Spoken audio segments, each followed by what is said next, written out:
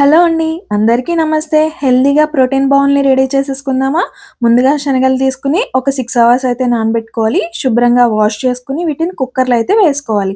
తర్వాత రుచికి తగినంత సాల్ట్, కొద్దిగా పసుపు, అలానే వీటికి కొద్దిగా వాటర్‌ని కూడా యాడ్ చేసుకొని కుక్కర్ మూతనైతే క్లోజ్ చేసి విజిల్ పెట్టుకొని హై ఫ్లేమ్‌లో 4 విజిల్స్ వచ్చేంత వరకు ఉడికించుకొని తర్వాత చల్లారబెట్టుకోవాలి.